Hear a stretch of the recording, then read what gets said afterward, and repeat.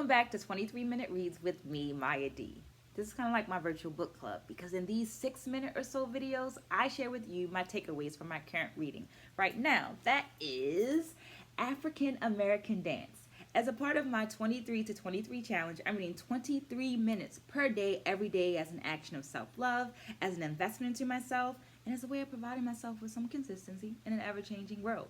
Hoping that you will join me along in this journey by liking this video, subscribing to the channel, and dropping some comments down there in that comment section so there's an actual dialogue going on. Having in mind that while I have several decades of experience as a dancer, an educator, and a curriculum writer, I'm not the know-all be-all for this book. I'm simply providing a space for dialogue. Well, this week I read pages 61 through 120, and here are my 3 takeaways. Feel free to go ahead and like and subscribe while I get these notes together. Takeaway number 1 is General Training Day. I am continually amazed at how African Americans persevere, take a thing that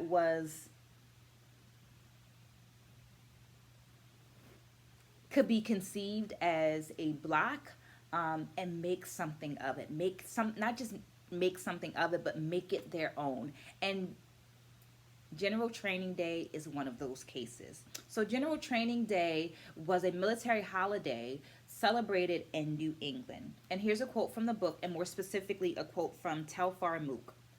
After 1675, especially frequent Indian wars made it necessary that people should have some knowledge of military procedure and know what to do if attacked, end quote.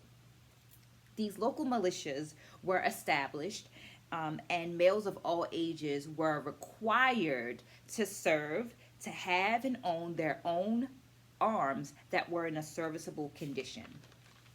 This practice began around 1631 as a weekly training day, but decreased to about twice a year around 1750. So we're looking at the 18th century. At the latter end of the 18th century, Congress would also pass a law barring blacks and Native Americans from the militia, even though blacks had served in several states during the past, including during the Revolutionary War. But that's okay. Once again, we're speaking of that perseverance and taking something, making it your own, and moving forward. In some places, blacks developed their separate training day just for them. This was called Negro Training Day. This would evolve to a more festive type of event that families could attend, and there were dance competitions there. So the Negro Training Day becomes this festive event where Northern African Americans could socialize and share dance via dance competitions and so forth. Takeaway number 2 is Alamacks. So a little bit of background information. Juba was a name that was used that was connected to Africans and African Americans that were considered good dancers. It might have connections to a dance called Guiba that was brought to the U.S. and to the Americas during the transatlantic slave trade. I share that to say that there were many Jubas when we look at history, but it was an Alamacks, the black-owned and operated dance cellar located in the Five Points district of New York, where Charles Dickens first meets William Henry Lane, aka Master Juba. This 1842 experience set off a chain effect that includes Lane traveling to Europe and even performing for the Queen. So here's another piece of background information. The minstrel show is considered by some to be America's first theater form, right? And in this form, white people don blackface and romanticize life on a plantation, commodifying and making a mockery of black culture, or what they assume to be black culture. I offer that because here's a writing of someone who was in England during the time in which Master Juba is there. He writes, "It is laughable betimes to witness the abortive attempts of those collier whitewash personations of the Ethiopian. In this case, the Ethiopian is black people. The writer goes on to explain that these impersonations in no way match the sophistication, the virtuosity, and the grace of Lane. Why? Because they're not Lane. Lane's lived experience in the North, compared with, and not compared with, but including his experiences with competing, and allows him to travel around the world.